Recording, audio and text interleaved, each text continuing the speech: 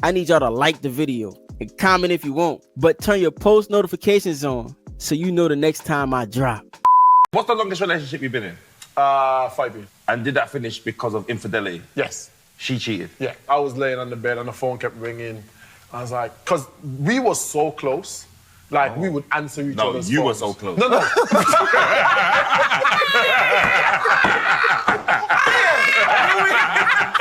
How about we? At the time, I was playing cricket. So I went away for like, I think it was like 2 months or whatever. And before I went, like, as I said, we were close. Like my phone would ring, she'd be like, babe, like, answer it or whatever. Came back, and it was just like the opposite. A message popped up. Yeah. The message was, did you take the pill?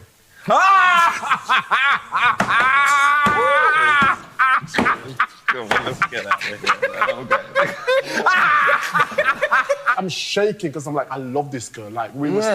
And she's in the shower singing. She's in the shower singing. Wake me up before you go.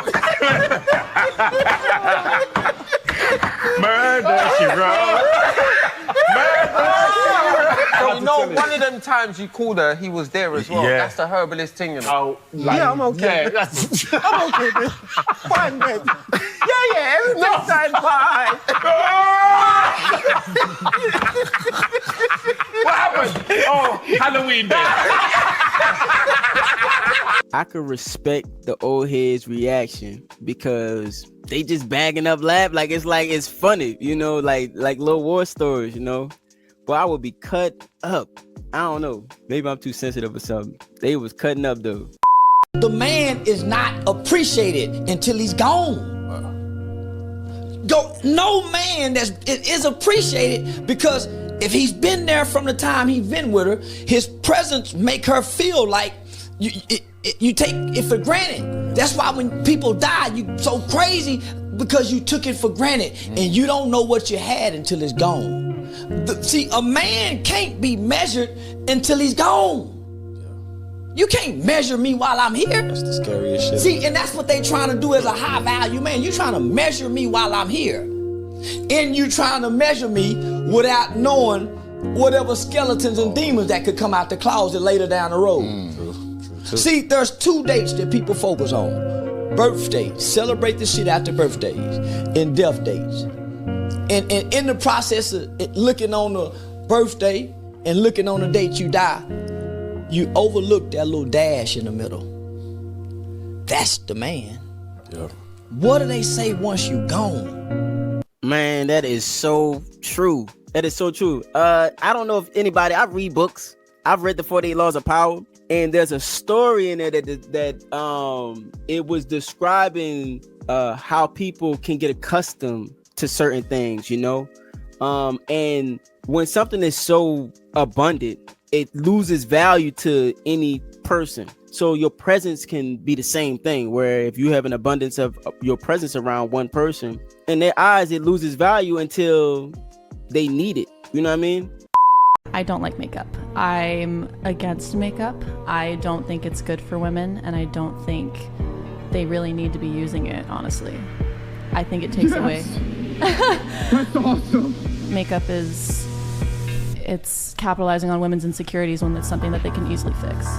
I think it takes away from a woman's natural beauty, and also it is so bad for you. Like, you think about how skin absorbs things. When you read the ingredients on a foundation bottle, what is in it? You can't even pronounce it. It's a bunch of crap that you're putting on your face. And that is in turn making your skin worse. So you have to keep buying more foundation to cover up what it's creating. She can say that because she cute. The ugly assholes, man, they need that damn makeup, boy. They need it. I say whatever the fuck I want. Who gonna pop me? Nobody. Man, ain't nobody at home to pop. You single. You can say what you want and go home by yourself. Well, yeah. It's like reality don't hit them. You know what I'm saying? It's like that exact attitude is why you're home alone. Like, hello, you know. Something I'm realizing the older I get is that non-confrontational people, not all, but most of them don't like confrontation because they're always causing conflict. Yeah, of course you don't like, being confronted because you're always causing some bullshit. I don't think that's how that works. I think that if you're non-confrontational, then you trying to stay out of shit. You ain't trying to start no shit, ain't gonna be no shit. You trying to stay out of shit. That's what a non-confrontational person does. They're not gonna start some shit and then say, oh, I'm non-confrontational. Like, what the fuck? It don't work like that. I don't know. If they are more focused on how you reacted rather than how they treated you or what they did to make you react that way, that is called manipulation. This might be my lack of emotional intelligence. All right. But I don't think that I'm in control of nobody's feelings. I think that you're in control of your own feelings. You know what I'm saying? So if you decide to feel a certain type of way, that's on you. You know what I mean? You can feel that way if you want to. Sometimes people feel a certain way that's unjustifiable. You know what I mean? So it's like, if you feel like this, well, you can justify it, and then we can see about working on why you might feel like that, you know? But her thing is that they're more concerned about why you're reacting that way, because that's the only signal that they have to how you're feeling, unless you outwardly say, I'm feeling just like this. And it's like, you know, they're not in your brain, so they don't know what you're thinking or what you're feeling until you act a certain way.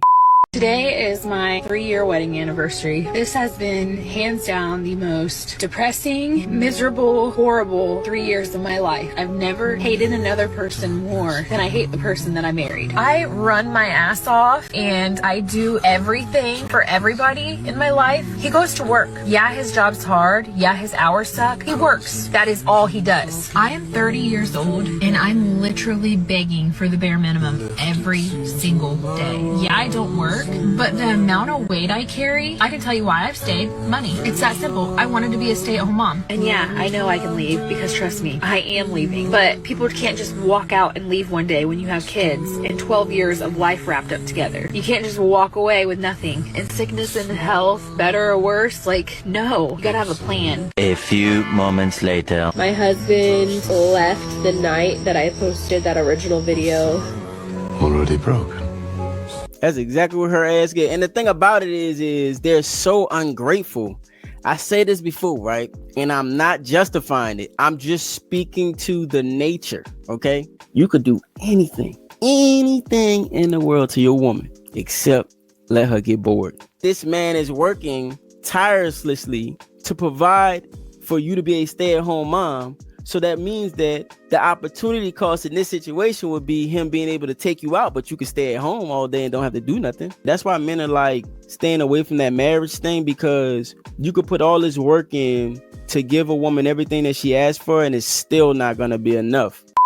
But you're so smart that it literally triggers people. A 2021 study showed that exposure to superior intelligence activates our threat detection system in the brain. The amygdala lights up when we encounter someone visibly smarter than us, and it's the same response we have to physical threats. It upsets us. I ain't even done. But when I tell you this tweet alone made so much sense about my life.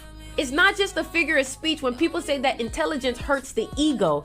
It literally triggers pain response, which makes us sensitive.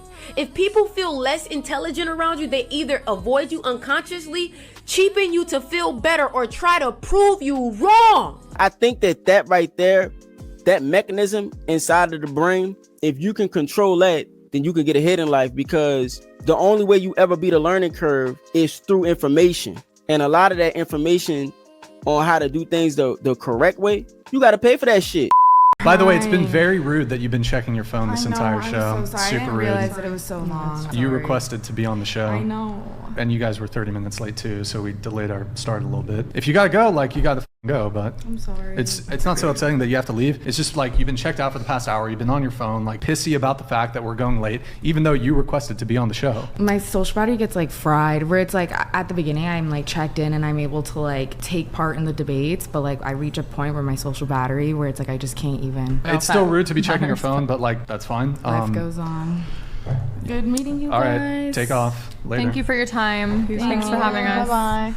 Nice to meet you. Drive safe. We can't have you guys linger in the back of the studio if you're leaving midway through, so I mean, we need you to just like, we need you out. They were saying a little kind of whispering under their breath as they were leaving, but I honestly, I should have called out sooner. She was fucking checking her phone. She was super rude. I mean, they're talking as they're leaving. She's checked out the entire show. She was rude at the beginning. I tried to make things cool, but I they be were now? 30 minutes. That's why I can't do stuff like that, man. I got my patience thin. Sneaky ways that women use you. A lot of you guys have been through this, but you didn't know that she was using you when she does this. Okay. In my opinion, when a woman is talking to you, but she's entertaining other guys and you don't know about it, that's because she's using you. Okay, she knows exactly what your reaction is going to be, or she knows that you won't like it, so she's going to hide it from you. Someone who's hiding things from you and you had to find out yourself, whether it was by looking through her phone, another guy reaching out to you, whatever it is, if she was not the one who chose to tell you that she's talking to other guys, then that's because her intentions are to use you, and they're not necessarily good intentions for you. You cannot make a woman compensate for hiding things from you. You really can't. The only thing that'll make her change is a lot of time. Trust me, it takes a lot of time to change from something like that. Hear it from me. If you want to work with me one-on-one, it'll be in my bio. Listen, these hoes ain't never changing, okay? So stop with that bullshit. That's number one. That was cute, no. But if you out here doing for a chick that you ain't hitting, bro, you getting used, bro. You getting used. I'm just letting you know. I need y'all to like the video and comment if you want, but turn your post notifications on so you know the next time I drop.